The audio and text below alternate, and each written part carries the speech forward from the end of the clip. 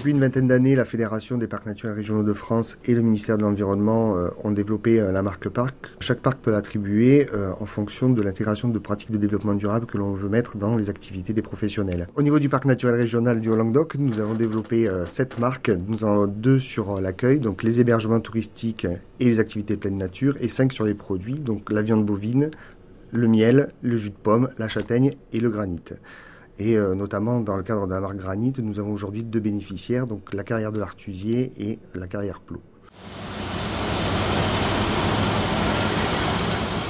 Le Cidobre représente aujourd'hui environ une douzaine d'exploitants granitiers, avec grosso modo une vingtaine de carrières, de sites exploités. Le massif du Cidobre produit à peu près 35-40 000 mètres cubes de granit par an, et le carrière Plot en fait donc la moitié, 20 000. L'avantage évidemment de cette position, c'est qu'on peut répondre à de gros marchés. Carrière Plot s'enorgueillit d'avoir fait des projets exceptionnels, notamment l'aéroport de Francfort, de par la qualité de ce granit qui est exceptionnel au niveau de l'homogénéité, de la porosité, de la dureté. Nous avons demandé la marque Parc.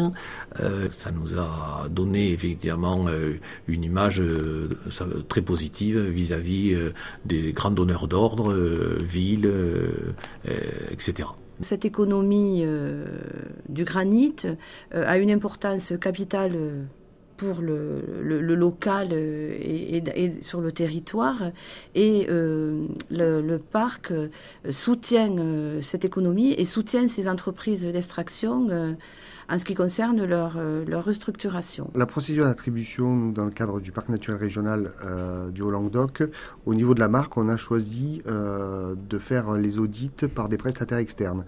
C'est-à-dire qu'on n'a pas voulu être jugé parti. Au niveau des critères, les marques au niveau national fonctionnent sur 3 valeurs, donc la dimension humaine, l'environnement préservé et valorisé et l'appartenance au territoire. Nous avions demandé à pouvoir mettre en place un bilan carbone pour les carrières, qui vient se joindre aussi à une action forte du parc qui est le plan climat territorial. Donc ça permettait d'avoir aussi un volet très opérationnel de ce plan climat territorial directement au niveau des entreprises. Les nouvelles techniques d'exploitation sont beaucoup moins émettrices de CO2, puisqu'elles emploient essentiellement donc du sciage et qui est alimenté par des moteurs électriques. Alors qu'avant, nous utilisions des perforatrices à moteur thermique. Donc la production de CO2 est divisée pratiquement par 2 par rapport à une carrière traditionnelle. Ce sont essentiellement ces critères de diminution du CO2, d'émissions de CO2, et le recyclage des déchets qui font que ça correspond à l'éthique du parc. Le troisième aspect sur la dimension humaine, nous vérifions des critères sur la formation des salariés, sur le bon accueil de ces salariés, et sur les 2 carrières que nous avons auditées, donc la carrière Plot et la carrière Artusier. Ça a été un point de discussion assez intéressant, puisqu'on a pu se rendre compte de l'ensemble des efforts que faisaient déjà les carriers sur la formation à la sécurité et sur l'intégration de ces salariés au niveau de l'entreprise, notamment sur les pauses repas et sur le covoiturage qui peut parfois être organisé aussi pour l'accès sur site.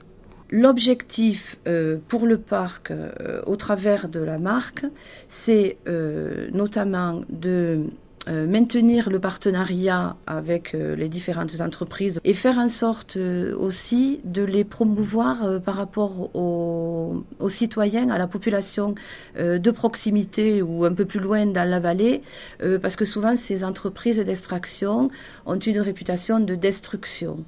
Donc le fait d'attribuer la marque parc, ça va valoriser le travail qui est fait et permettre de le faire reconnaître auprès de la population.